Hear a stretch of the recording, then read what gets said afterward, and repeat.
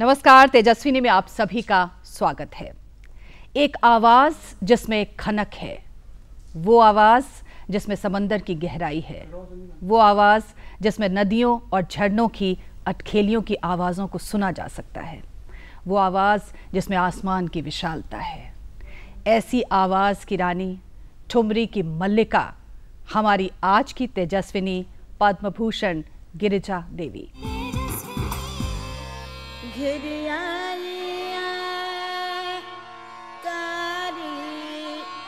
बदरिया राधे बिन लागन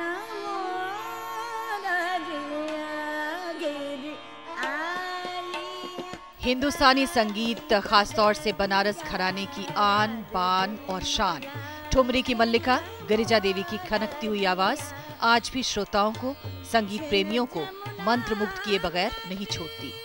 पिछले 8 दशक से जारी इस अनवरत संगीत यात्रा में ख्याल, ठुमरी, कजरी और चैती है, तो हमारे लोक संगीत, खासतौर से शादी ब्याह और त्योहारों के मौकों पर गाए जाने वाले गीतों का बेशकीमती खजाना भी। संगीत का ये सफर महज हिंदुस्तानी संगीत की धरोहर ही नहीं, बल्कि उसका जीता जागता इतिहास भी है। गायकी के क्षेत्र में अमूल्य योगदान के लिए पद्मश्री और पद्म भूषण से पुरस्कृत गिरिजा देवी हैं हमारी आज की तेजस्विनी।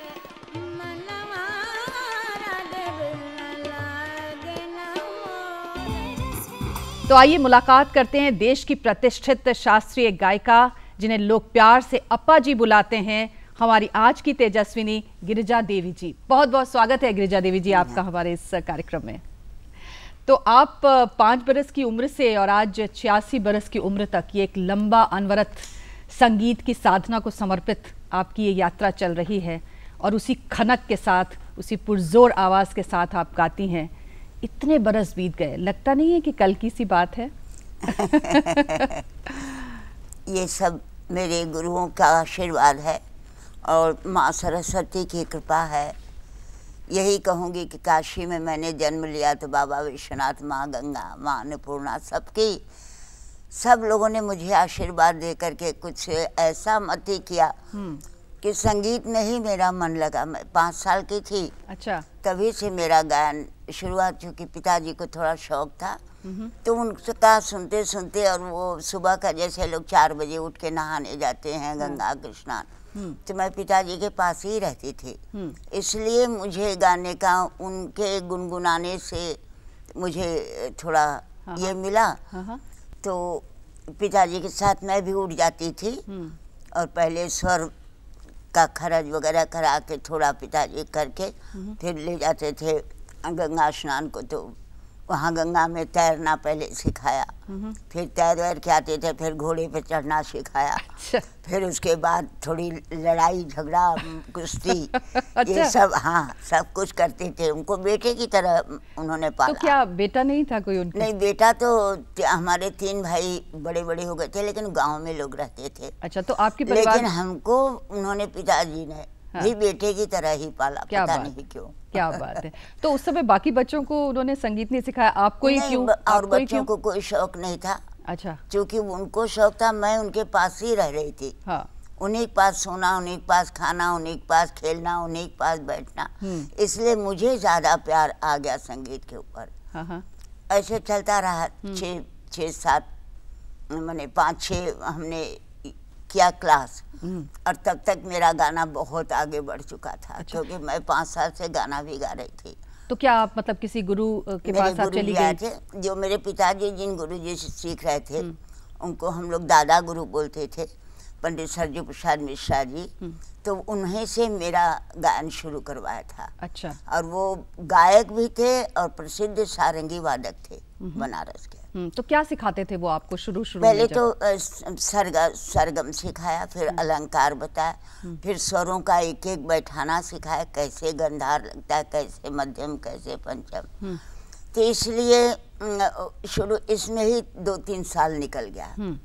फिर उसके बाद यमन राग, भैरव राग, छोटे छोटे बिलावल राग, ऐसे करके छोटे छोटे मतलब द्रुत के ख्याल सिखाते थे कि बच्चे को अच्छा लगे। तो क्या उस वक्त आप सोच रही थी कि मैं कोई मतलब गायिका बन जाऊंगी? नहीं, या आप शौक से सीख रही थी? जैसे किसी बच्चों को क्रिकेट पसंद, किसी अच्छा। को गेंद पसंद, किसी को गुल्ली डंडा पसंद होता है ऐसा।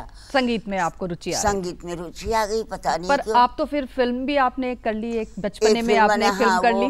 पिताजी गए थे कलकत्ते, मेरे मामा रहते थे, उन लोगों को बड़ा शौक था। वो अंग्रेज लोगों का जमाना था उस समय, तो वो उनके सब राज्य के साल में बदलते थे, 31 दिसंबर को, 1 जनवरी, वो देखने के लिए गए थे। तो एक डायरेक्टर भी, हमारे मामा जी जो थे बड़े भारी पहलवान थे, तो वहाँ सबको पहलवानी सिखाते थे। तो वो फिल्म वाले आते थे, उनसे आदमी ले जाते थे मारपीट करने वाले। अच्छा। तो वो खोज रहे थे कोई ऐसी लड़की जो खुद गाना भी गाती हो। क्योंकि उस समय तो वो गाना बजाना अलग से तो होता नहीं था ना। उस समय माइक लगा के हम गाते चले जा रहे, चला जा। और हमारे डायरेक्टर, म्यूजिक डायरेक्टर सब लोग चौकी बैठे बजाते थे बाजा। फिर ये था आपकी मेरा जन्म 29 को हुआ था, 39 का ये है। अच्छा। 10 साल, मैंने 9 साल की थी, 10वां लगा था मुझे। हाँ। तो आपको याद है क्या था, क्या हुआ था उस समय, क्या कर रही थी आप? कुछ नहीं ध्यान। एक फिल्म बना था अछूत उद्धार के लिए। हाँ। तो उसने मुझे अछूत कन्या बनाया था, लड़की अछूत। और मैं मंदिर में जाना चाहती हूँ, जाने नहीं देते हैं लोग, फेंक देते हैं, ढकेल देते हैं, मार देते हैं। और पढ़ाई भी नहीं होती थी, तो स्कूल जाने से लोग हमको अछूत समझ के निकालने की कोशिश करते थे, यही सब था। अच्छा। तो बड़ी लड़ाई उड़ाई के बाद खैर हमें मंदिर में भी जाना पड़ा, और मुझे अपना ये मंदिर में पूजा भी करने को मिला। लेकिन उसके बाद ही एक कांग्रेस का महाअधिवेशन हुआ था 39 में मदन महल जबलपुर के पास। अच्छा। जिसमें सारे लोग आए थे, महात्मा गांधी जी भी थे, पंडित जवाहरलाल जी थे, अबुल कलाम आज़ाद जी थे, सरोजनी नायडू, जितने भी लोग थे सारे लोग थे। तो ये फिल्म के बनाने के लिए गांधी जी से मुझे आशीर्वाद दिलवाया, पंडित जी से आशीर्वाद लिया, सुभाष चंद्र बोस जी से मिलवाए। क्या बात। तो बहुत मैं सब लोगों से मिली, मगर उस समय इतना मुझे था नहीं कि जिसके जैसे आजकल बच्चे हर जगह फोटो ले लेते हैं, हमें कुछ याद नहीं था, ले उनके साथ गए, बात किया, ये क्या सब। फोटो मेरे पास नहीं है, लेकिन मैंने सोवेनियर रख दिया था। वो कहीं एक, मैं कलकत्ता जब आई तो इधर उधर सामान में कहीं सोवेनियर किसी ने ले लिया, या कहीं हेरा गई, मिसप्लेस हो गई। नहीं तो आपको सोवेनियर भी दिखाते, मैं हीरोइन थी उसकी। क्या बात है, आप तो आज भी हमारी हीरोइन है। किसने कहा आप हीरोइन से कोई कम है? तो 17 साल में आपकी शादी होगी, फिर शादी के बाद ये संगीत की यात्रा कैसे बढ़ी? क्योंकि उस समय तो औरतों को बाहर गाना भी अच्छा नहीं मानते थे। लेकिन 16 साल में मैं बहुत अच्छा गा रही थी, और बहुत लोग कहते थे आवाज़ अच्छी थी। लेकिन 1 साल तक मेरा गाना फिर बंद था। मगर मेरे पति जो थे, तो उनसे हमने करार कर लिया था कि हमको आप गाने दीजिए। करार पहले ही हो गया था कि बाद में? पहले करार कर लिया था। पहले कर लिया। वो भी संगीत के प्रेमी थे, बिजनेसमैन, लेकिन संगीत के प्रेमी। तो उन्होंने कहा ठीक है तुम गाओगे जरूर, लेकिन मेरी शर्त है कि तुम किसी राजा महाराजा और ये प्राइवेट और ये सब प्रोग्राम तुम कभी नहीं करोगे। तो मैंने उनसे वादा किया मैं नहीं जाऊँगी, केवल रेडियो तो और टेलीविज़न तो उस समय था ही नहीं, और बड़े बड़े म्यूज़िक कॉन्फ्रेंसेस या स्कूल या अपने गुरु के घर या गुरु भाई बहनों के घर में हम गा लेंगे, लेकिन और कहीं नहीं गाएंगे। 49 में पहला संगीत मैंने इलाहाबाद रेडियो से गाई। 1 साल पहले निकला था, 2 साल पहले इलाहाबाद रेडियो स्टेशन स्थापित हुआ था। तो जब बड़े पब्लिक कॉन्सर्ट में आप गई तब कैसे? उसके बाद ही 49 में गाए, और 51 में 2 साल बाद आरा कॉन्फ्रेंस किया। उसके बाद ही मैं बनारस गई, कॉन्फ्रेंस बहुत बड़ा था। और उसके बाद फिर मार्च महीने में मैं दिल्ली गई कॉन्स्टिट्यूशन क्लब में, और फिर उन लोगों का। तो क्या कहते थे लोग उस समय जब आप गाती थी, क्या बोलते? अरे बहुत तारीफ करते थे, लेकिन हम भागने के फेर में बहुत जल्दी रहते थे। क्यों? क्योंकि इतने लोगों से मैं घबरा जाती थी, लोग छेक लेते थे, पेपर वाले, ये वाले, फोटोग्राफर। तो कभी देखा तो नहीं था ये सब तमाशा, लेकिन चूंकि 2 जगह से मैं हो के आ गई थी, तो थोड़ी सी हिम्मत हो गई थी हमें। अच्छा, तो ये बताइए कि उस समय क्या गा रही थी आप? थोड़ा सा एक लाइन अगर हमारे नहीं, दर्शक भी उस समय सुन लें। मैंने ख्याल गाया था। अच्छा, सारे ख्याल गाए थे 45। उस जमाने में स्टेशन डायरेक्टर बैठ के और भी लोग बैठ के सुनते थे, केवल कैसेट से नहीं या वो रिकॉर्ड से नहीं सुनते थे, तो बैठ के सुनते। 45 मिनट मैंने राग देशी गाया था, फिर मैंने 10-12 मिनट ठुमरी गाया, फिर उन लोगों ने छोटी चीज़ें भी सुनी मुझसे, दादरा और ये होली, छैती, कजरी, 5-5, 2-2 मिनट, तो 1 घंटों का किया था उन्होंने। और जो ग्रेड दिया था, ग्रेड कुछ नहीं था उसमें, केवल पैसे से मालूम होता था कि उस ज़माने में 90 रुपया सिद्धेश्वरी देवी, बिस्मिल्लाह भाई और क्या नाम है कंटे बाबा महाराज जी, इन लोग को मिलता 90 रुपया फर्स्ट क्लास का टिकट। लड़कियों को 3 फर्स्ट क्लास, लड़कों को 2 फर्स्ट क्लास। अच्छा, तो इसलिए पता लगा कि वही रुपया हमें भी दिया उन लोगों ने क्या कॉन्ट्रैक्ट में। अच्छा, अब एक पंक्ति तो सुना दे। वैसे क्या तो ये चीज़ सुना कुछ भी आज देखिए बारिश का इतना अच्छा मौसम चल रहा है। असल में क्या है ना कि हम लोग की आदत है कि जब तक तानपुरे मैं जोड़ी समझ न सकती मिले, कोई साज न हो, मैं तो समझ सकती हूँ। ऐसे गाने में मैं ऐसे थपकी दूंगी। ठुमरी सुनोगे, ख्याल सुनोगे, चलिए क्या ठुमरी सुनेंगे। आप तो ठुमरी की रानी हैं आप। हे माँ कारी बदरिया बरसे, हे माँ कारी बदरिया बरसे, पिया नहीं आए,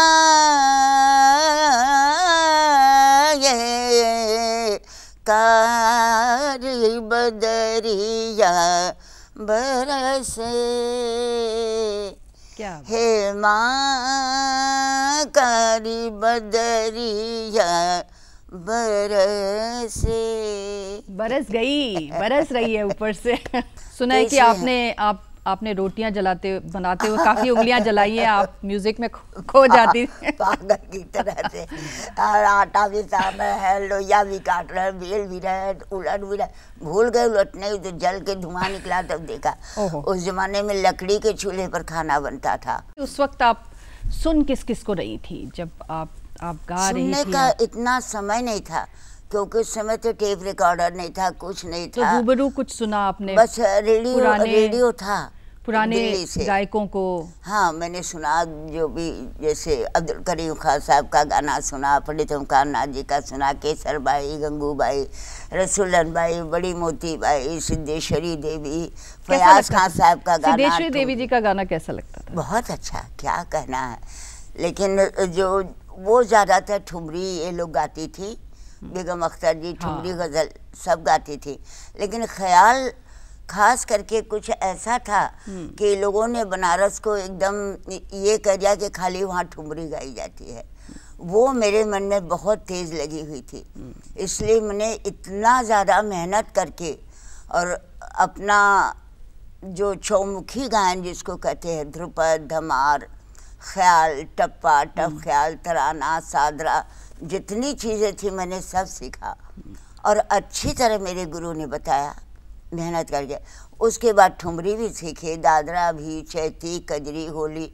फिर आपको ये भी बताना कि मैंने शादियों का गाना, बच्चा होने का गाना, सब चीज़ को सीखा। अच्छा, ये बताइए जिनके नाम आपने लिए, किसकी गायकी आपको सबसे ज़्यादा दिल को आपको छूती थी और क्यों? दिल की तो बनारस की गायकी हमारी छुई थी, लेकिन कमी एक हमें महसूस जो हुई, थोड़े जब बड़े हुए हम 30, 32, 35 साल के, तो महसूस हुई कि शब्दों को, जैसे बसुरिया कैसी बजाई शाम, एक बात कर, ठुमरी में ख्याल तो सेनिया घराना आलाप अंग से वो चलता है, 1, 2, 3, 4, 8 उसके अंतर होते चले जाते हैं, सरगम, तान, लय, कुल। लेकिन शब्द में कैसी बजाई शाम, और शाम तो बोल गए, फिर बसुरिया भी भूल गए, आकार आ गया।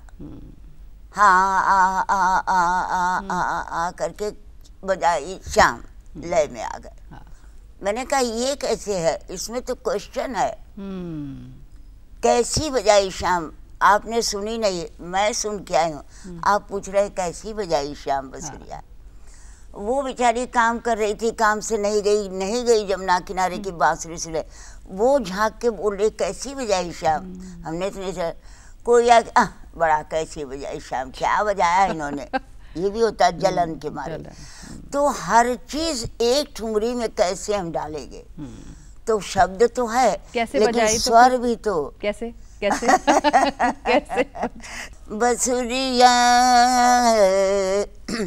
कैसी बजाई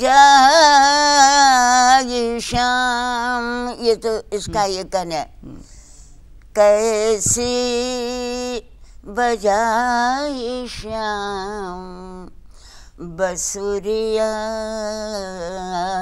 रे, वो क्वेश्चन करे कैसी बजाई, दूसरी पूछे श्याम बसुरिया, मैंने नहीं सुना तूने सुन लिया है ना, बिल्कुल। कैसी बजाई श्याम हो श्याम बसुरिया, चलिए आई सुन के कैसी बजाई, यहाँ सोचे कि कैसी बजाई शाम, सुन के आई फिर सोच रही आज कैसी बजाई शाम बसुरिया, ये मेरे भाव डाले थे। इसी में नहीं, होली खेलो मुझसे नंदलाल आओ, अब आओ तो आना हुआ ना, तो होली खेलो मुझसे नंदलाल आओ आओ आओ, बुलाओगी ना आओ आओ, तो डांसर तो डांस में दिखा देंगे, मैं कैसे बताऊंगी। बिल्कुल। आओ ते जाओ जाओ, यहाँ से जाना हुआ, वाह, सॉरी आओ, समझिए क्या कि बुलाया, एक एक चीज मैंने इसको किया, बहुत खूब। और इसका कोई चाह नहीं था कि लोग मुझे तारीफ करेंगे कि मुझे क्या करेंगे, इसकी जरूरत नहीं थी, हम इसके धुन में लगे रहते थे। नाइकी कांडा का छोटा सा ख्याल है, पायल झनकार रे पायल, तो पायल नीचे पहनते ना, इसकी झनकार कितने हैं, झनकार झन झनकार पायल, झनकार पायल झनकार, तो ये तो लोहे का हो गया जो जेली लोग पहन के चलते हैं, क्या बात, पायल से और उससे बहुत फर्क हो गया। बिल्कुल। तो मेरे ख्याल में भी उसको हमने वो सही डाला कि जैसे धन धन भाग, आज धन धन भाग, धन धन भाग नहीं अगर करेंगे चल नहीं। धन धन भाग, क्या कोमलता है, क्या तो बात है। अपने आवाज को कम धीरा ये सब कैसे करना होता है, तो ख्याल के लिए भी मैंने वो क्या, ये कोई ठुमरी नहीं, मैं राग आप होगी गाने में एक नक्शा तो कोई निकाल दे कि इसमें ये गलत हो रहा है, तो आप सवाल जो कर रहे हो कितनी देर तक, ये एक 20-25 मिनट में खत्म होने वाला नहीं नीलम, नहीं खत्म होने वाला, एक ब्रेक लूंगी मैं। तो ऐसी आवाज जिसमें खनक है, झनक है, एक मिजाज है, एक अंदाज है, कोमलता है, बारिशों की आवाज है, इस आवाज से अभी बातचीत जारी रखेंगे। एक छोटा सा ब्रेक लेते हैं तेजस्विनी में, आप देखते रहिए हमारा ये विशेष कार्यक्रम तेजस्विनी। आज हमारे साथ गिरिजा देवी जी हैं।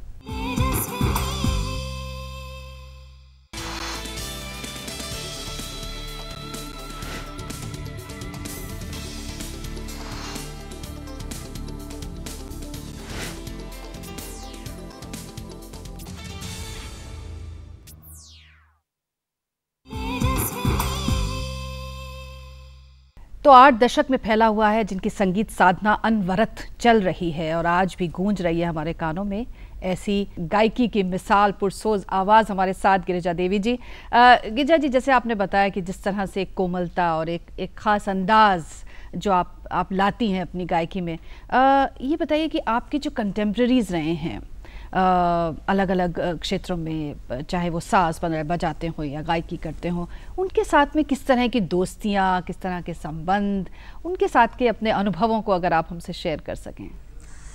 देखिए, जो भी हमारे सामने बड़ों का मैंने बहुत रिस्पेक्ट, बहुत आदर और सम्मान किया है, जैसे मैं सिद्धेश्वरी देवी भी उस जमाने में गाती थी, रसूलन बाई भी गाती थी, केशर बाई भी गाती थी, हीरा बाई भी, उन लोग के साथ मैंने प्रोग्राम किया है। लेकिन पहले बच्चे माने जो कम उम्र के हम लोग गा लेते थे, इन लोग बाद में इन लोग का प्रोग्राम होता था। पंडित ओमकार नाथ ठाकुर जी थे, बड़े गुलाम अली खां साहब, आमिर खां साहब, हमारे गुरुजी लोग का पंडित हरिशंकर मिश्रा वगैरह, पंडित श्रीचंद जी, तो ये लोग को बड़े लोग को बाद में दिया जाता था।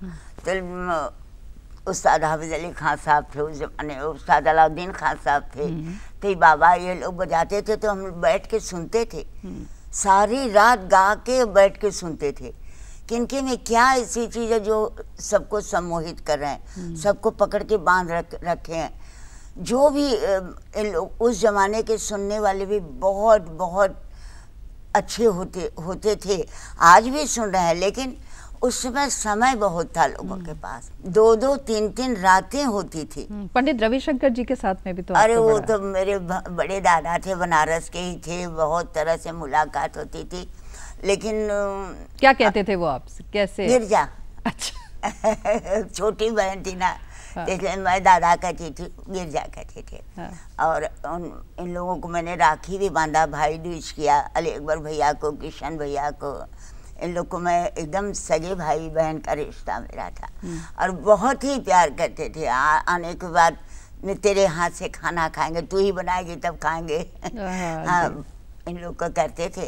जैसे भीमसेन भाई साहब, सब लोग घर में जब बनारस आए तो मेरे घर बगैर मेरे हाथ का खाना खाए कभी नहीं जाते। और फिर गाना भी गाते थे। अच्छा। गाना भी गाए, गाना सुने भी। हाँ। और साथ साथ जुगलबंदी होती थी। क्या बात है। अच्छा, एक बात बताइए, आपको तो गुड्डे गुड़ियों की शादी रचाने का बड़ा शौक था, आपको हाँ। गुड़ियों का बड़ा कलेक्शन का बड़ा शौक, अभी भी आप गुड़िया कलेक्ट करती हैं? बहुत शौक है। अभी भी कोई बारात जाती तो हम दौड़ के जाते हैं, दूल्हे को देखे कैसा है ये। और दुल्हन ऐसे तो उसका घूंघट उठा के देख लेती, अच्छी है ना। आजकल कौन घूंघट कर हम नहीं, लेकिन हमारे गांव में अभी तक चलता है, हमारे बनारस में चलता है। हाँ। कि डोली में आती हैं, घूंघट काट के सास उतारती हैं गोद में लेके। अभी वो सब परंपरा चल रही है। कितनी गुड़िया हैं आपके पास?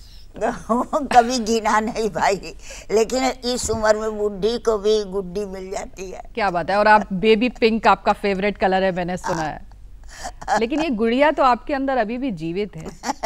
आप भले ही हमें शादी का गाना ना सुनाएं, एक लाइन तो सुनाएंगे आप। भगवान करे सभी लड़कियों को जो हमारे सामने है, तो उन लोगों को ऐसा ही नेचर रखना चाहिए कि जो लोग समझे कि ये अभी तक गुड़ियों का खेल। एक तो सुना दीजिए ना।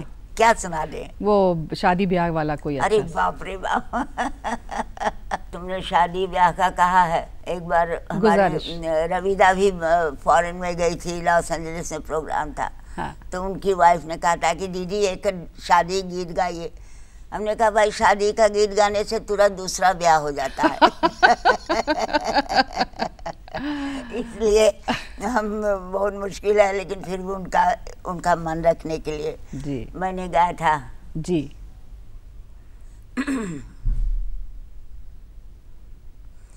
राम पहने फूलन को सेहरा, राम पहरे फूलन को सेहरा, सजी बरात चलिए मिथिला को, सजी बरात चली मिथिला को, गरजत आयो बरस गयो बदरा, राम पहने फूलन को सेहरा, राम पहने, ऐसे फूलों का सेहरा पहन के राम जा रहे हैं। बात करें, आपने तो सिर्फ गाया नहीं है, आपने सिखा रही हैं, आप सिखाती रही हैं, शिक्षा दी है आपने शोध करे हैं म्यूजिक में। जितने गाने बजाने वाले बच्चे हैं, लड़के हों चाहे लड़कियां हों, इस बात को समझ लें कि आज के जो श्रोता हैं उनको हम कैसे रोक के रखें।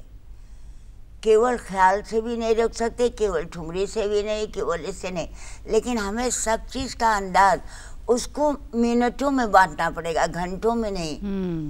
ऐसा 10-15 मिनट के अंदर वो ख्याल का आलाप करे कि जो शुरू से आखिर तक समझ में आ जाए। बिल्कुल। 10 मिनट में उनको 1 घंटे का मुझे प्रोग्राम मिला, और उसने मुझे ख्याल, लंबे द्रुत, फिर टप्पा, फिर ठुमरी, फिर होली या कजरी या दादरा या भजन, तो मैं कैसे बांटूंगी 5-5 मिनट 7 मिनट ऐसे करके, लेकिन वो लगे कि हमें पूरा मिल गया। लेकिन ये बताइए, आजकल टीवी पे इतने रियलिटी शोज आ रहे हैं, म्यूजिक के, गायकी के, गाना वाना गाते हैं, आप इसको सपोर्ट करते हैं? आपको लगता है इससे टैलेंट आगे बढ़ता है या आपको लगता है कि इससे नुकसान होता है? नुकसान हो रहा है। क्यों नुकसान हो रहा है? कि जो बच्चे को ईश्वरी देन, किसी का गला अच्छा है, थोड़ा सा गाया, जैसे कहा ना मेरा गला सुरीला था, अच्छा था, मेरे बता दिया। अगर उस समय तो ये सब था नहीं, लेकिन हर कॉलेज में, हर स्कूल में भेज देते कि जाओ गा के आओ, तो मेरा मिजाज बढ़ जाता और कुछ दिन के बाद गाना खत्म। ये बच्चों का जो उनकी अच्छी चीज़ है वो एक दफ़े 1 करोड़ या 51 लाख 50-25 लाख मिलता है, उनका खराब होता है और हज़ारों बच्चे निराश हो रहे हैं। उससे अच्छा है कि ठीक है आप एक बच्चे को दे रहे हैं, लेकिन वो 1 करोड़ या 50 लाख रख दीजिए, इससे 10 बच्चे गुरुओं के पास जाके सीखे, जो और 10, 15, 20, 25 अच्छे निकल रहे हैं, तो मेरा संगीत बढ़ेगा। अच्छा, ये बताइए कि अब संगीत की साधना को आप आगे अपनी जो बढ़ा रही हैं, अपने जो शिष्य हैं आपके, उनको आप किस तरह से ग्रूम कर रही हैं, किस तरह से उनकी कला को निखारने का काम कर रहे हैं? मैं अपने जो बच्चे हमारे आते हैं उसमें खाली बच्चे ही नहीं हैं, उसमें डॉक्टरेट भी किया उन्होंने, MA भी किया है, गोल्ड मेडलिस्ट भी हैं, उम्र दराज हैं, सब बच्चे लोग समझदार हैं, तो उन लोग को भी बता रहे हैं और सारेगामा भी बताते हैं। लेकिन सारेगामा बताने का उतना समय नहीं, मेरे शिष्य लोग उसको सिखाते हैं, तो मैं कान से सुनती हूँ कि ठीक जा रहा है कि नहीं।